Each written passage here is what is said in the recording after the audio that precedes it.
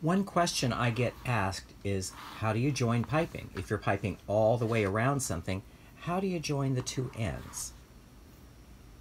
And there is the answer. That's how it looks on one side, and that's how it looks on the other side. So this little video is going to answer the question about how to achieve this kind of perfection. We have a lot of work to do, so let's get busy. As you can see here, I have basted the piping. We're assuming this is going all the way around, and we need to join it wherever we join. So I've basted the piping on both sides. I've left about 3 inches. You want to have a little bit of room to maneuver here. So what you want to do then, and give yourself a little extra piping. See, what we're going to be doing is we're going to cut the piping down a little bit. We're going to open up the cover, and we're going to sew the cover closed and then lay the piping in after. That's where we're going with this. So let us say that we want the join to be right about there. So if you cut, say, about 1.5 inches or 2 inches, you can always trim it out later. 1.5 inches here, 1.5 inches here.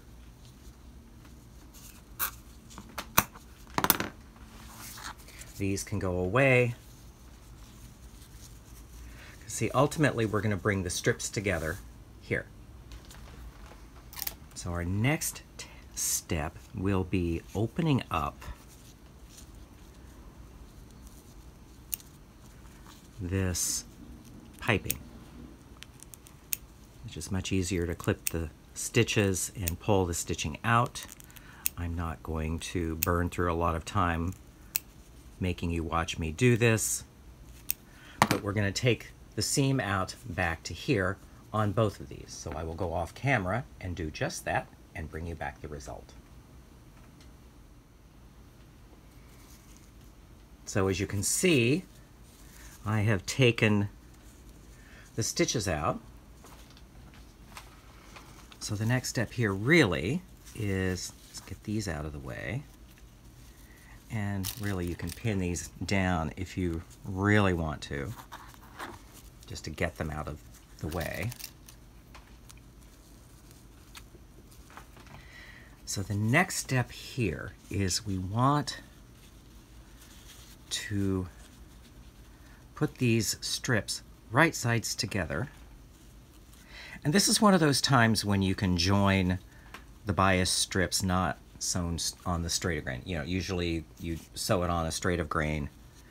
And so what I found here is what's a little easier to kind of get your bearings is you can create a crease there, and then you can bring this over to there. So then you know where you can put your seam.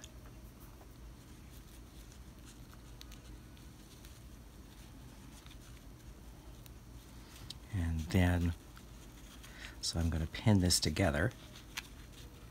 Then what you want to do is you just want to see if this is going to lie flat, or if you need to make it a little shorter. So it lies flat. Now the next step, I will take this over to the machine and sew, and I'll sew with a shorter stitch, like 1.0, 1.5. You want a short stitch because you're sewing the piping. I will bring this back after I've sewn it. I decided instead to meet you at the pressing table because we have to press this open anyway. This is where the point presser comes in really handy. So what we want to do here is just press this seam open like so, and then trim these seam allowances to 1/4 inch. You don't want a large seam allowance in there. So this is where we're at. And next I will go back to the work table to pin this together and deal with the fill. So here we are. Now you can see that we've sewn this so that this is the proper length. If you have to restitch it, if it's a little bit too long, I would recommend you go back and restitch, because you want all of this to lay flat. And now the next step is going to be, and this is important, so you want to lay the two ends of the fill parallel, right next to each other. And I like to make the cut right on the seam, because you're gonna the object here is you want both of these fills to sit end to end. And so having them sit end to end over the seam is going to camouflage that slightly. So we're going to just come in here and just make a cut. This is where you want good scissors. See how those two sit end to end? That is what you want. Now we're going to bring this down and over. Pull out a little bit.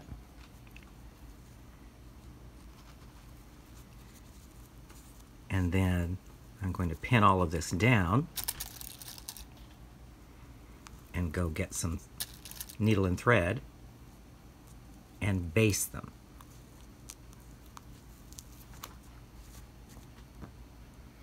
So I will go off camera and baste all of these seam allowances together and bring you back the result.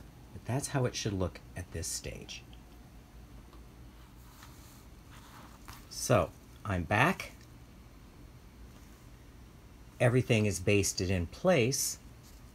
Our next stop is the sewing machine. So here we are at the sewing machine, and as you can see, I have the zipper foot on, and the foot is in position number 1.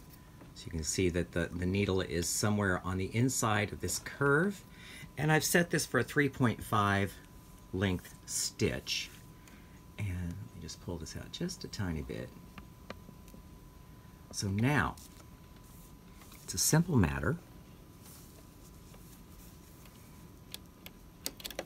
of coming in here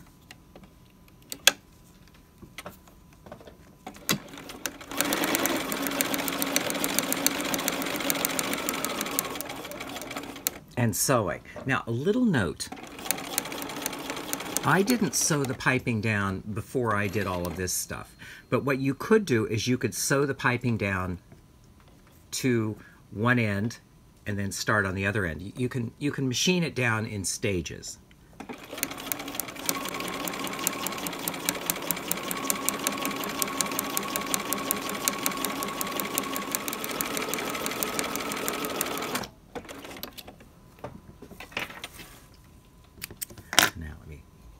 Show you the result here.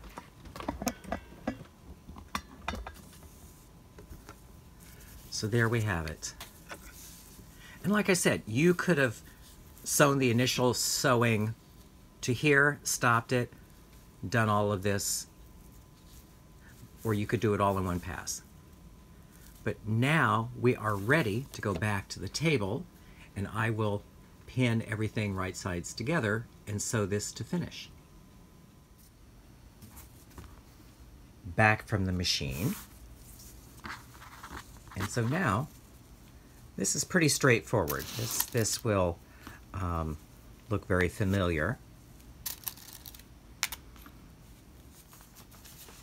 So I will take this over to the machine, sew everything with the foot in position number 2, press it, and I'll bring you back the result. And here we have the finished product. Now, as you can see, the thickness doesn't drop off because the two ends of the fill are sitting edge to edge, and they're sitting right behind the seam, which makes it so that they don't pad out. And you can see also it doesn't make a hinge. Here is the reverse. So there you have it. If you need to join the ends of your piping, this is the cleanest way.